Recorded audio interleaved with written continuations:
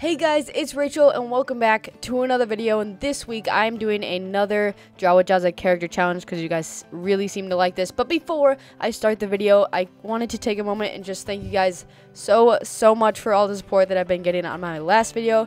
If you guys don't know what it was me showing you guys my homemade trading card game, and if you haven't seen it yet, it'll be in a card in the upper right corner of the video. And I just wanted to thank you guys for all the support. You guys seem to really like it and wanted it on the Game Crafter, which is a website that I would be selling it on.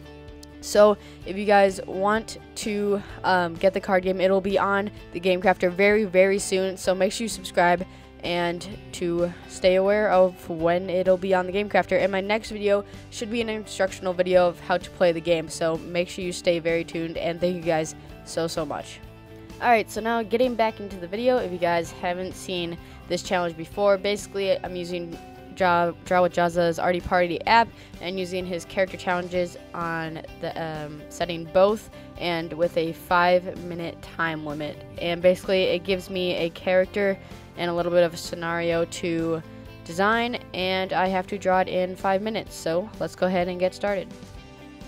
Our first one for today is a really annoying person wearing a princess dress traveling through time and space. So this one, I immediately had an idea for this one because I wanted to make it funny, and I think it turned out really good, and this is probably the best one out of all of them. And immediately I had an idea, since she is a really annoying person, I would make her dabbing, and she's traveling through time and space. She's sort of leaping through time and space while dabbing. So it's a little cringy, but it's also funny. So I thought it turned out really well. So I start off by creating the actual character, and then I'm starting to work on the dress. I very rarely draw dresses, and I tend to draw males more than females. I don't really know why. I just do, as you guys can probably tell from my channel. But I decided to go with a female for this one, and the dress was a challenge for me, not gonna lie. I don't usually do like longer clothes, and it was hard to make it sort of flow in the wind. But I think it turned out pretty good, and the hair also turned out better than I thought it would.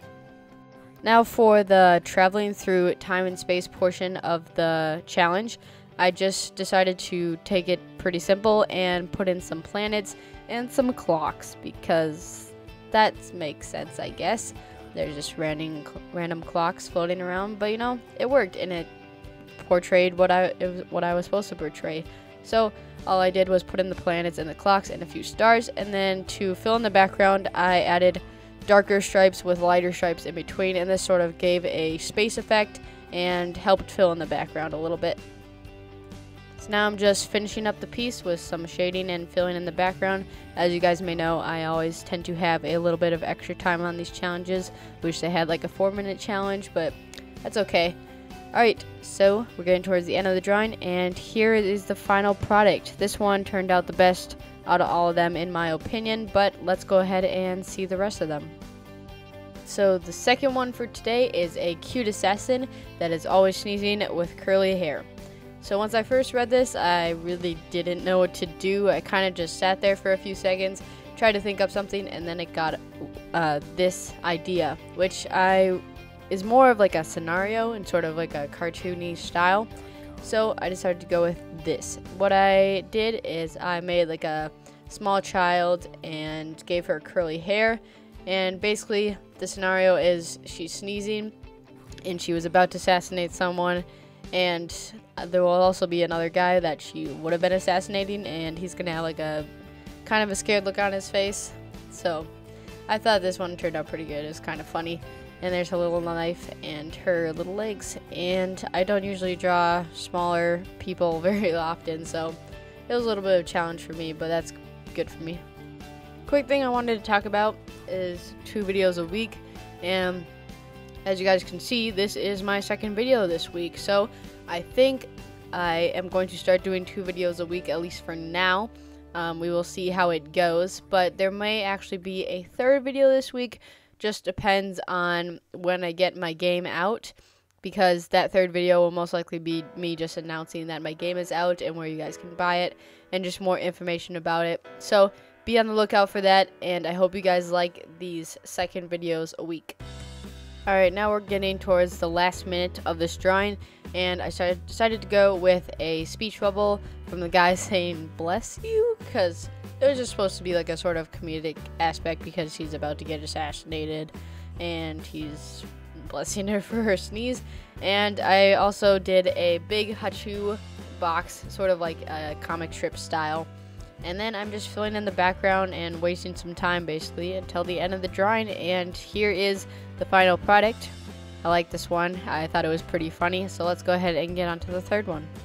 Our third one is a samurai that is cute but angry having lunch. This one was definitely one of the harder ones because I had to work with some perspective stuff with this table that I'm drawing right now. And the cute but angry thing was very hard to do because it's a little bit difficult to be cute and angry at the same time unless you're small, or like very young, which is what I did for this samurai. So I made him like a child and just sort of made it so that he like barely could fit over the table, and making him have like a lunchbox and some food, and I thought that was pretty cute. Maybe the next time I do this challenge I will do coloring also, because that'd be very challenging, and I tend to just sort of color in with my pencil and just sort of make different shades of gray. But I think using some colors like my Copic markers might be more difficult and might make this a little bit more interesting. So let me know if you guys would like to see that. Also, if you guys ever have anything that you guys think I could add to my videos, or think that would make my videos better, or any videos that you want to see in general, you can always leave them in the comments and I would love to take a look at them. Also, a few things about the card game. I just made the card backs and I will put them up right now. Let me know what you think about them. I know they're very simple. They're supposed to be very simple. I wanted to go with a little bit of a warrior and sort of like old-fashioned style because it's got the little bit of leather in it. So let me know what you think of it, and let's get right back into this. Alright, so I'm starting to finish up the drawing because we got about 40 seconds left. So basically all I did was shade in the character and just add as much food as I can just to waste some time. So I added in a sandwich, bag of chips, and some grapes. And I gave him some samurai stars and colored in his lunchbox, and then added a chair because I totally forgot that part. So here's the final product, and let's go ahead and get on to the last challenge of the day. Alright, our last one for today is a clumsy mime wearing an Elvis Presley costume reading a magazine in the waiting room for the doctor. So this one was hard because clumsy and reading a magazine didn't really go well together, so I didn't really end up portraying the clumsy part of the mime, but I tried, I guess. And if you guys ever see some pauses in this one, it's because I had to kind of look up a reference for the mime because I knew that they did a lot of black and white stuff and had a lot of makeup, but I needed a bit of a reference. So if you ever see any pauses, then that's what it is. And right now I'm trying to figure out the whole leg crossing thing because I really wanted that to happen, but it just looked really weird. So it took me a few tries, but eventually I got it after I keep erasing and retrying it. And I think there we go. That's the best I'm going to get.